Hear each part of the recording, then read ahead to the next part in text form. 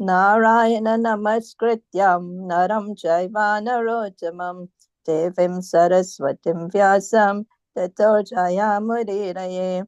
Nasta prayeshu bhadreshu nityam bhagavata sevaya bhavati uttam sloka bhakti bhavati naishtake. A reading today from chapter 5, a description of the hellish planets, starting with text 21. A person who indulges in sex indiscriminately, even with animals, is taken after death to the hell known as Vajra Kantaka Salmali. In this hell, there is a silk cotton tree full of thorns as strong as thunderbolts. The agents of Yamaraj hang the sinful man on that tree and pull him down forcibly so that the thorns very severely tear his body. Text 22. A person who is born into a responsible family, such as a Kshatriya, a member of royalty, or a government servant, but who neglects to execute his prescribed duties according to religious principles, and who thus becomes degraded, falls down at the time of death into the river of hell known as Vaitarani. This river, which is a moat surrounding hell, is full of ferocious aquatic animals. When a sinful man is thrown into the river Vaitarani, the aquatic animals there immediately begin to eat him. But because of his extremely sinful life, he does not leave his body. He constantly remembers his sinful activities and suffers terribly in that river, which is full of stool, urine, pus, blood, hair, nails, bones, marrow, flesh, and fat. Text 23. The shameless husbands of low-born Sudra women live exactly like animals, and therefore they have no good behavior, cleanliness, or regulated life. After death, such persons are thrown into the hell called Puyoda, where they are put into an ocean filled with pus, stool, urine, mucus, saliva, and similar things. Sudras who could not improve themselves fall into that ocean and are forced to eat those disgusting things. Text 24. If in this life a man of the higher classes, Brahmana, Kshatriya, and Vaishya, is very fond of taking his pet dogs, mules, or asses into the forest to hunt and kill animals unnecessarily, he is placed after death into the hell known as Pranaroda. There, the assistants of Yamaraj make him their targets and pierce him with arrows. Text 25. A person who is in this life is proud of his eminent position and who heedlessly sacrifices animals simply for material prestige is put into the hell called Visasana after death. There, the assistants of Yamaraj kill him after giving him unlimited pain. Text 26. If a foolish member of the twice-born classes, Brahmana, Kshatriya, and Vaishya, forces his wife to drink his semen out of a lusty desire to keep her under control, he is put after death into the hell known as Lala Bhaksha. There he is thrown into a flowing river of semen, which he is forced to drink. Text 27. In this world, some persons are professional plunderers who set fires to others' houses or administer poison to them. Also, members of the royalty or government officials sometimes plunder mercantile men by forcing them to pay income tax and by other methods. After death, such demons are put into the hell known as Sarameyadana. On that planet, there are 720 dogs with teeth as strong as thunderbolts. Under the orders of the agents of Yamaraj, these dogs ferociously devour such sinful people. Text 28. A person who in this life bears false witness or lies while transacting business or giving charity is severely punished after death by the agents of Yamaraj. Such a sinful man is taken to the top of a mountain, 800 miles high, and thrown head, head first into the hell known as Avichimat. This hell has no shelter and is made of strong stone, resembling the waves of water. There is no water there, however, and thus it is called Avichimat, waterless. Although the sinful man is repeatedly thrown from the mountain and his body broken to tiny pieces, he still does not die, but continuously suffers chastisement. Text 29. Any Brahmana or Brahmana's wife who drinks liquor is taken by the agents of Yamaraj to the hell known as Ayapana. This hell also awaits any Kshatriya, Vaishya, or person under a vow who in illusion drinks somarasa.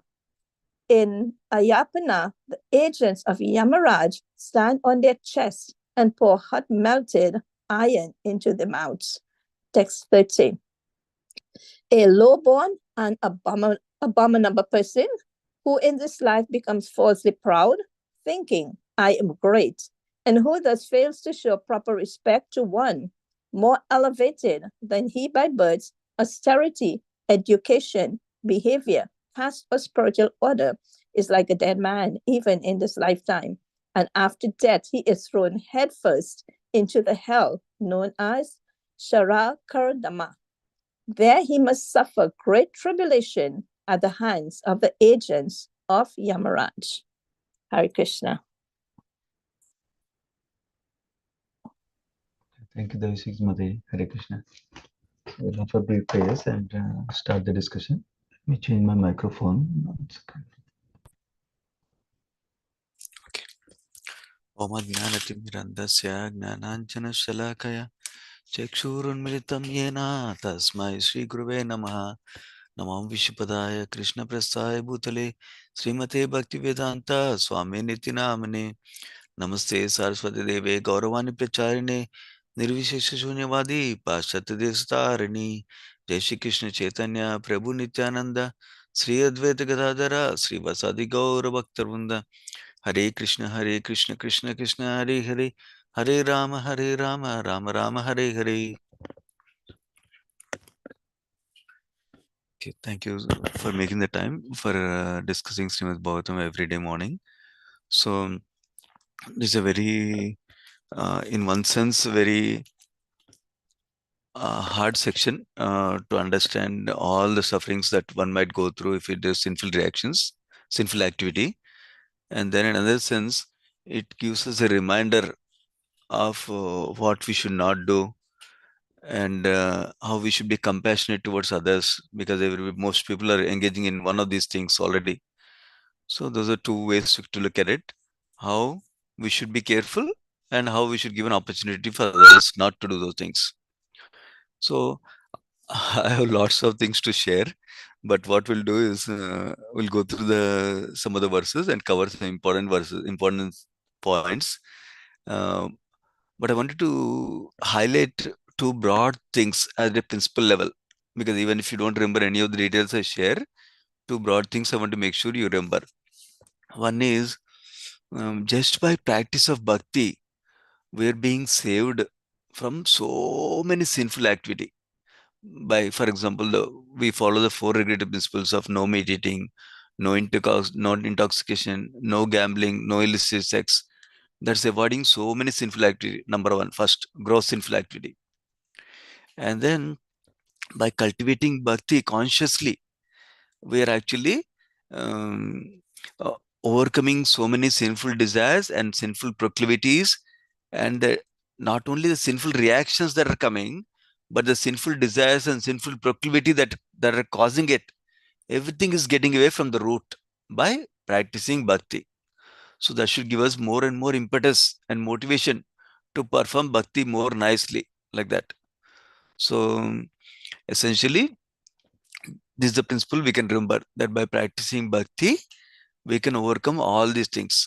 But then by practicing bhakti means by cultivating proper Vaishnava etiquette also, that is included as part of practicing bhakti. Not just I worship Krishna, but everybody in my life, I make their life hell. Not like that. Practicing bhakti includes the relationships and proper Vaishnava qualities also. So that is the overall theme I wanted to keep in mind. Number one.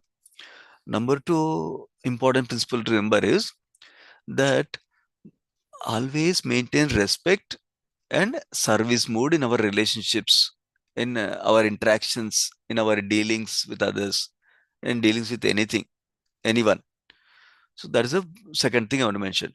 First is how bhakti is so powerful. We need to carefully cultivate bhakti by uh, in a uh, with proper Vaishnava etiquette, with proper culture maintaining proper culture to not maintain any sinful activities. That's one. Second one I mentioned is how we should always maintain respect and service mood in our interactions with others. Those are two things you can remember. I'll share a lot of things probably when the time, but these are the main things. As long as you remember, everything else will come automatically by Krishna's mercy. As long as we are striving for better bhakti, everything else will come. Going to today's text number 21 onwards, 21 to 30.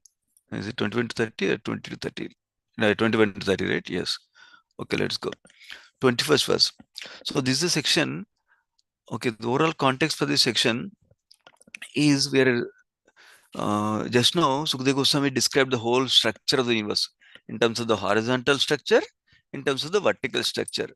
And Parishit Maharaj asked more questions in terms of where are these hellish planets, and then what happens, why do people go there like that. Then Sukadeva Goswami described how hellish planets are in the bottom of the universe, within the universe, but bottom of the universe, closer to Pitraloka, like that in the beginning of the chapter described. And there are 28 hellish planets described. Sometimes the number is mentioned as 21. We don't need to be worried about the number. There may be many hellish planets, but there are several hellish planets. Each of them is designed to rectify the proclivity or tendency or someone to perform sin in a particular way. That is why different types of hellish planets are there to help us rectify, to help us understand. If you notice, while the living entities are being punished in these hellish planets, they have the memory of why are they getting punished also. That is the beauty of getting punished in hellish planets, even though it's horrible.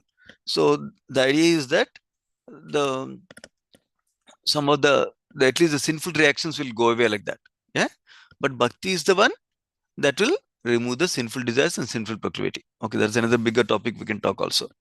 What I will do is I will gloss through many of these section verses, and then we'll focus on certain principles and certain practical aspects we can be watchful for and we can be careful for in our life. Yeah. So going to the text number 21 now, is talking about illicit sex in the extreme category, where somebody is engaging in illicit sex with animals also. Normally, we think illicit sex is engaging in sex with somebody other than our wife or husband like that. But here somebody is doing with animals also. That means their sex, their lust has gone so degraded like that. So we know illicit sex is not encouraged, or is it prohibited? Prabhupada is using the word in the Krishna conscious movement. What is illicit sex? Illicit sex is defined by Prabhupada at two levels. Generally, for a public audience, Prabhupada defines illicit sex as sex outside of the marriage like that. But then many times, and even when purports of Srimad Bhagavatam, illicit sex is defined as sex, having sex for anything other than procreation. That means having children like that. And even in Nectar of Instruction, it is described. Prabhupada extends the definition to even having sex with artificial means like that also. It describes in Nectar of Instruction, specifically verse number 1. So that is we should be careful to avoid it. So now, how do we avoid it? This is why is it coming?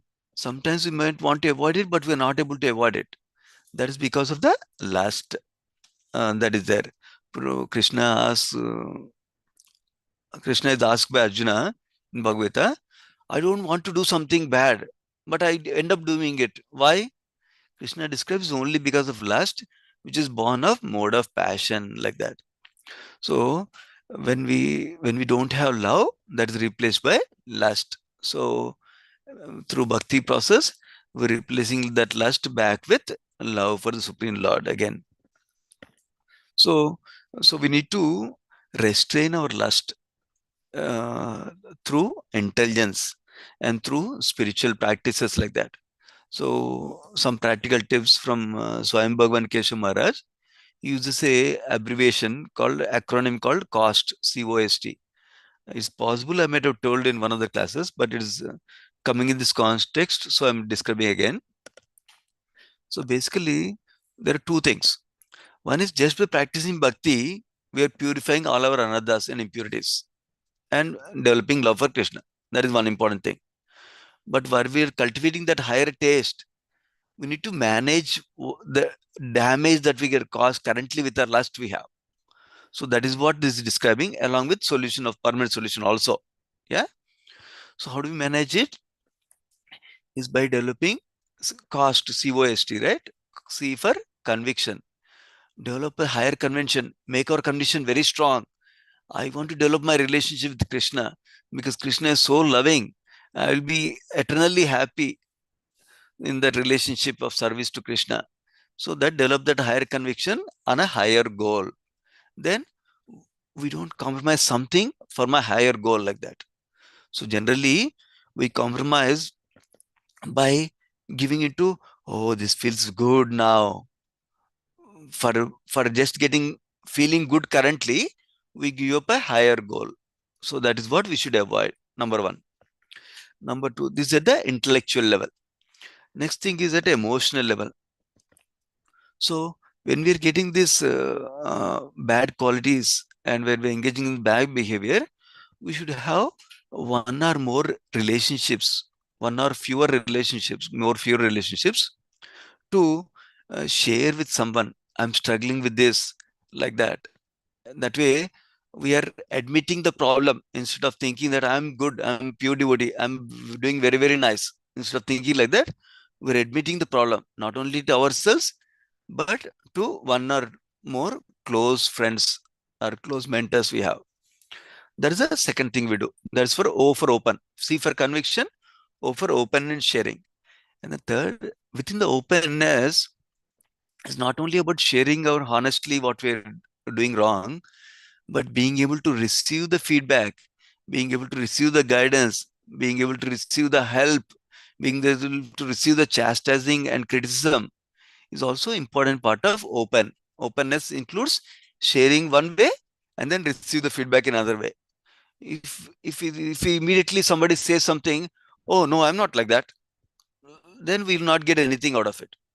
But instead, if we're open to receive feedback, then we can do something about it, like that. That means we need to maintain that open relationship with our mentors. That means we need to connect with the mentors. My dear mentor, I'm struggling with this in my family dealings. This is what is happening. Can you please help me? Like that, we can discuss with our mentors. That means we need to have an opportunity to connect with mentors regularly. Then we can share. Otherwise, we cannot share. That's about open we talked about. Then next is safety.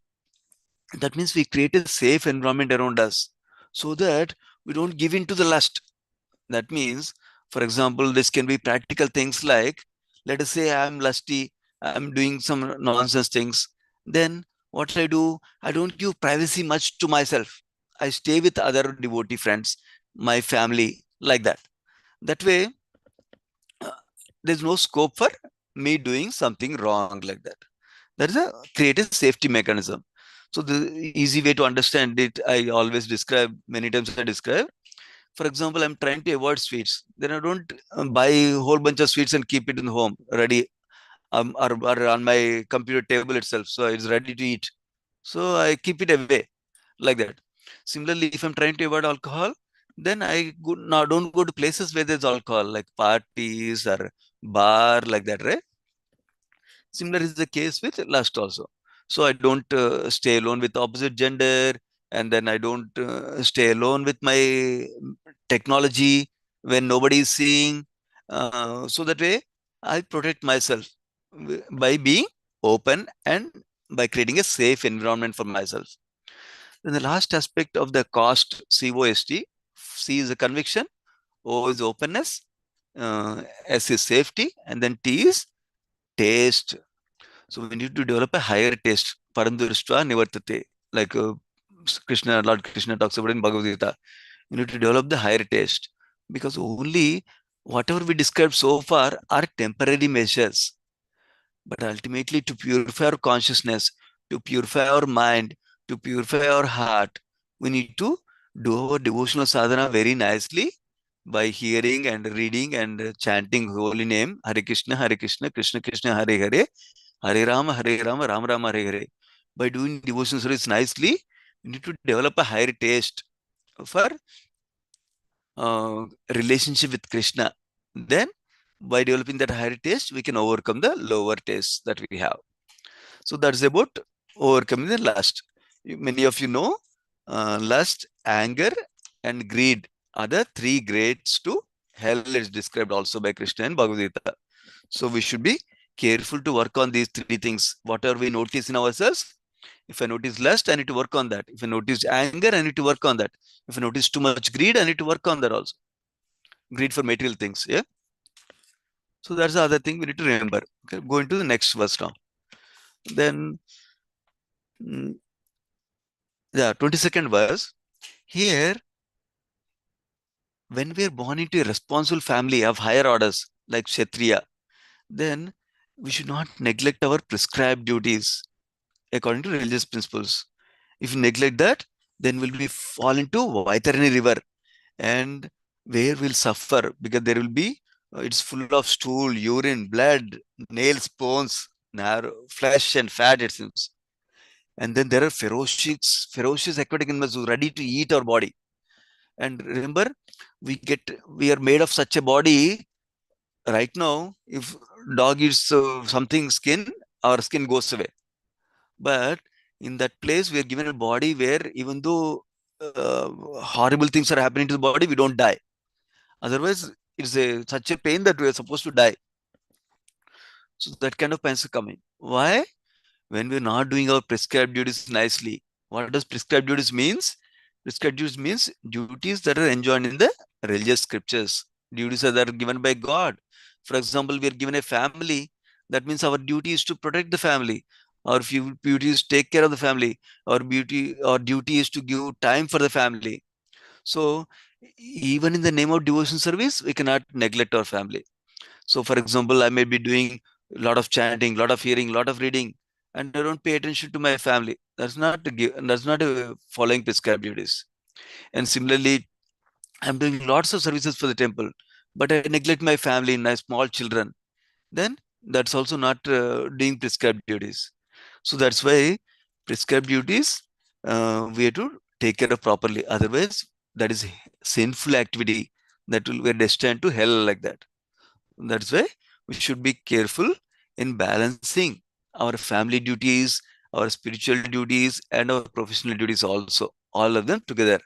His Grace Radhasham Prabhu says that our Grihastha devotee life is like a tripod stand. Most of you know cameras or video cameras or camcorders, we keep it on a tripod sometimes. Sometimes these days cell phones also they keep it on a tripod. Tripod means three legs are there. So he's describing that as we need to balance these three: our devotional duties, our family duties, and our office duties, our professional duties, like that. They need to be balanced. Not that I do only devotional duties or only family duties or only office duties, not like that. All of them should be balanced so we can take care of all of them nicely. That's an important principle to remember and practice in our life as practice in devotees. Going to the next verse, text number 23. Text number 23 is describing how somebody who's a Sudra, who lives exactly like animals, they don't have any cleanliness or regulated life, they go to hell, specifically called Puyoda. Basically, it's an ocean filled with pus, stool, urine, mucus, saliva, and similar things. So the encouragement given in the purport by Prabhupada is that even if you're born in a Sudra family, even if I'm having impure qualities currently, like Sudra qualities currently, I don't have cleanliness, I don't have regulation, but still it is imperative, it is my responsibility to practice bhakti so I can develop Brahmanical qualities. Not that I'm wrong, what to do? I don't like cleanliness, I'll stay like this only. Not like that.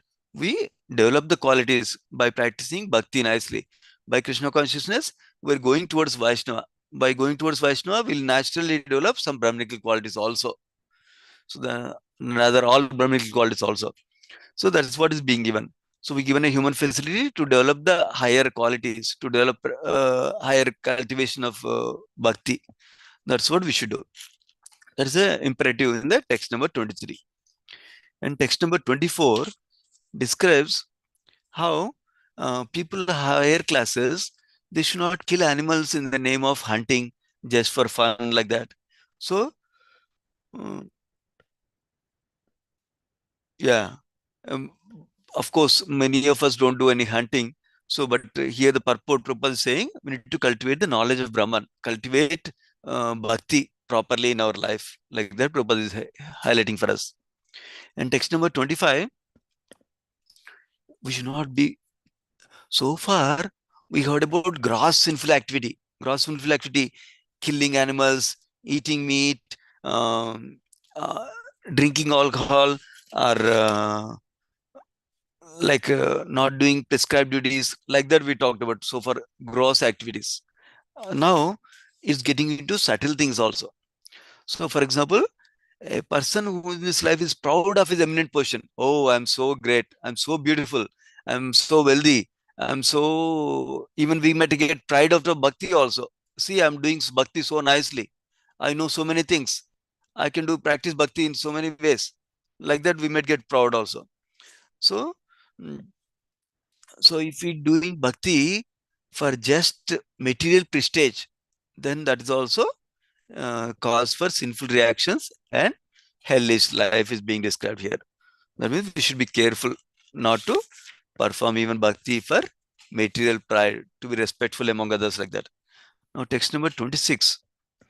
If a higher member of the families like Kshatriya, Vaishya, and Brahmanas forces his wife to drink his semen out of a lusty desire to keep her under control, so they'll go to sinful hell called Lala Baksha, it seems. Basically, most of us will not do this thing, but the underlying tendency may be there, which is I want to keep my wife under my control. That tendency is what is sinful propensity. That is what we should give up is being described. So that controlling tendency, in fact, is one of the ways we get anger because of that. Because if somebody is not able, we're not able to control somebody, we get angry. So we should give up that controlling tendency. We should not want to control others. Instead, we should serve each other. We should support each other so we can practice bhakti together. How do we serve together without controlling? How do we serve together? So, for example, wife and husband are there in the home. Mm, if if a husband has to do everything, then he cannot practice bhakti. Husband has to take care of the family. Husband has to take care of the work. Husband has to take care of services at the temple. Then he cannot do his sadhana properly. So instead of that, both of husband and wife need to share the services at home. And opposite also true. For example, if husband and wife, traditionally in Vedic culture, wife was not working, wife was at home, taking care of the family, children, cooking, cleaning, everything like that. And husband was a breadwinner who gets the money for the family and takes care of the family by doing office work and everything like that. And he offers protection to the family like that. And he also supposed to be spiritually advanced to take care of the family like that. But currently, in the current modern society, what is happening? That paradigm is not there much in many families, where husband and wife are both working. Why they're both working? Because there is a need for financial freedom. There is a need for, in some cases, they have some loans that they need to take care of. Some financially they're in a bad shape, So there is a need for both of them to work. And in some cases, the wife may have propensities that they want to engage in working. Otherwise, they cannot stay in a free mind like that. So it's important. For various reasons, they're both working. So the point is, whatever the situation happens to be, whether the wife is working, husband is not working, husband is working, wife is not working, or both are working, our grihastha life is meant to practice devotion together. So when we need to practice devotion together, we need to balance the responsibilities that we both have as a husband and wife. That way, we can do the services that we're meant to do and devotion together like that. That means when we made the choice that both of us are working, then we need to take a share the responsibilities also between wife and husband also. Then that way, we can both practice devotion service nicely. So that is the important principle to remember. So not like, okay, I want the wife to work also, but then I want the wife to do all the work at home also. How does that work? Then wife will not be able to have any energy, enthusiasm to practice bhakti. So we should be careful to balance the responsibilities among wife and husband with the intention of practicing bhakti together nicely. That is the intention. And if that is not happening in our home, wife and husband, both of us will communicate, will sit together. There's a devotee called Krishna Nandini Mataji, who was a chairman, I think she was called, for a Grihastha Vision team. They're helping, their motto is happy families, united families, like that. So, she commonly used to say that we should have family meetings amongst ourselves. We go for office meetings, temple meetings. We should have family meetings where we peacefully discuss amongst ourselves. I want this help from you because I'm not able to do my chanting in the morning time because of this. Because of this, I'm struggling to read scripture even for 15 minutes. So I need your help. Can we work together? Can you take care of this little bit of cooking in the morning so that I can do this chanting a little bit? Can you take care of spending time with children a little bit in the evening, so that way I get some time to relax? Otherwise I'm not able to do anything. Or last night I had a hard time because our son is sick, so I was awake all night taking care of him. Can you please help me when I stay up all night like that? So next day, can you take care of cooking in the morning, please? Otherwise I have to be awake in the night time. I have to cook in the morning. I have to go to office in the morning. So can you please help me whenever situation comes like this, when I'm awake all night? I'll tell you. Like that, we need to communicate and work with each other to how to balance responsibilities and how to take care of each other so that we can ultimately serve Krishna. So serving family is not different from serving Krishna. Serving family is part of serving Krishna. So when we remember that, then we pay attention to serving Krishna family also. Sometimes we think serving Krishna means only serving at the temple, only going to book distribution, only taking care of preaching. Serving Krishna also includes taking care of the responsibilities that Krishna entrusted her with. Krishna entrusted with a wife, Krishna entrusted with a husband, Krishna entrusted with children. So we need to spend time with children. We need to train the children. We need to take care of the responsibilities of the family. So that way, one person is not overburdened in the family like that. Yeah. That's another principle to remember in terms of performing prescribed duties, even as practicing devotees. Now, going to the next verse, text number 28. So, this is talking about how somebody may give false witness, somebody may give lies uh, um, while giving charity also. They're severely punished by Yamaraja, it seems. With the dogs will come. Uh, they'll be thrown from mountain very, very high down, it seems. And the bones will break, but will not die. So we'll be suffering immensely. So this gives the responsibility of being truthful. Remember, out of the four religious principles are based on the four religious principles. One of them is truthfulness. So truthfulness is the principle. Of course, the highest truthfulness is being truthful to Krishna, being truthful to our constitution position as servant of Krishna. But the lower level is at least not lie. Keep up our word. When we give a word, keep our word like that. Don't lie like that. Going to text number 29. Anyone, like people, we know better now. Here is verse is talking about Brahmana or Brahmana wife. If they drink alcohol, they go to a hell where molten iron is given to us to drink in the mouth, it seems. But the principle Prabhupada is sharing is, when we are in a higher society, higher qualities we developed as Brahmana, Kshatriya, Vaishya, then we must behave according to the principles, not behave like Sudra who drinks alcohol like that. So we should behave like a higher family. For example, Sudras cannot control their senses. Sudras might exhibit anger, whereas we are cultivating to become Vaishnava. We should not exhibit anger against anybody, whether outside people or whether our family members, especially those who are dependent on us. We should not become angry on them. So we should work on our anger also. If you see that anger behavior coming up, of course, it's a big topic. But one time I was listening to His Grace Amoghliyalu Prabhuji, who was giving a class on how we can control anger. He was telling something very nice at a principle level that I want to share with you. Principle level he was sharing was, how do we, first of all, we need to understand I should not become angry. But how do we deal with it? By taking guidance, by cultivating, practicing consciously how to work on our anger. So he was describing there are three consciousness level attitudes that are causing anger. One is by being a control freak. I want to control everything. Everything should be in my control. Nothing should go out of my control. Everything should happen as I want. Nothing should happen without in the way that I don't want. There's a control freak, number one. Number two, he describes how enjoyment freak. That means enjoyment. I seek enjoyment in everything. I want to enjoy by chanting. I want to enjoy by hearing. I want to enjoy by reading. I want to enjoy by doing deity worship.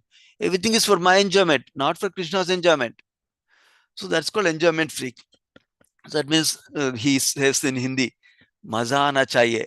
They'll say everything is to be done. If I get enjoyment, then only I will do it. So that tendency also. So then naturally, if something is not giving enjoyment, somebody is not giving enjoyment, I get anger on them, like that. And third attitude he describes is perfectionism. I want everything to be perfect. Then if something is not perfect, I get angry. So because I want myself to be perfect, I get anger on myself. Naturally, when I'm not able to accept my own defects, then I cannot accept others' defects in my family and friends also. So then that perfectionism also causes anger, it is described. So we should be careful about this controllership mentality, this enjoying mentality, and this perfectionism mentality. Then we can control our anger. So we can understand, I cannot be the controller. Krishna is the controller. I cannot control everything. Only few things are in my control. I cannot enjoy everything. So Krishna is the supreme enjoyer. I can enjoy some things according to my destiny, not everything. And some things I need to do at its duty also. Not everything is for enjoyment. See, similarly, controlling, enjoying, and perfectionism. I cannot be perfect 100%. Only Krishna can be fully perfect. So when we understand that, then we give discount to ourselves and discount to others also. In fact, perfectionism stops us from doing anything. Sometimes people do 0% or 100%, not anything in between. Because I want to be perfect. No, we need to give up the tendency. So similarly, he describes how to work on uncontrollable anger, due to which we are exploding towards our family members, due to which we are exploding to friends like that. How do we control? He describes 5 things. One is, we understand the situations we are getting in our life is because of my own karmic reactions, and the people in my life, the way they're behaving is because of my own bad karma before. That is number one. That means don't blame others, but take responsibility in ourselves. Second is, uh, see what am I doing that is causing them to behave like that. That look at ourselves, self-criticism, healthy criticism, like that. Third is, learn from provoking situations. What did I do that provoked that person like this? Understand that perspective also. So this is very important to look at ourselves also. In fact, Prabhupada used to say, my devotees are known as a gentleman. And then he also used to say, Dhira is a person who is nice when everything is provoked. Even when somebody is provoking, I'm nice. That is really being nice. That is really good quality. When everything is nice, I'm being nice is not nice, really, because that's not so greatness. Real sign of greatness is even when other person is provoking me, my wife is provoking me, still I'm not angry. Even my children are provoking me, still I'm not angry. For example, each of us has some sensitivity. For example, I am sensitive to attending meetings without any distractions, but my children come in between. Then I get triggered. Then that is a provocation that's coming. Even provocation is coming, I should still be able to tolerate. That is a sign of my greatness. That is a sign of becoming a nice devotee like that. Then I need to be able to tolerate that instead of blasting them, instead of being angry like that. So that is another example is giving. And this another guidance is giving is we disconnect from our subtle body. You see, oh, this situation come, in my mind I'm getting anger. So I need to see I'm getting angry thoughts. That means we need to distance our thoughts from myself. Then I can control, I can work on the thoughts. Then I can do something. I don't act on the thoughts like that. And the last thing he describes is when you become angry, shut our mouth. Don't talk in angry. Don't shout on others when you are angry. Don't restrain myself so that way I don't throw objects at others like that. So don't talk too much. That is the other way he describes. Of course, all these are temporary measures. Ultimately, we need to work on developing our bhakti with good sadhana. By doing good sadhana, our heart will be purified, our mind will be purified. Then we can control this lust, anger, and greed, and all the impurities in our heart also will get purified permanently. A lot more to share, but in another session, I will share about sins and everything. But we'll talk in one other session. Srimad Bhagavatam ki jai, Srila Prabhupada ki jai. Vanchakalpatarubhyasya kupasantubhyevacha. Paditana pavanebhyo vaishnavibhyo namo namaha.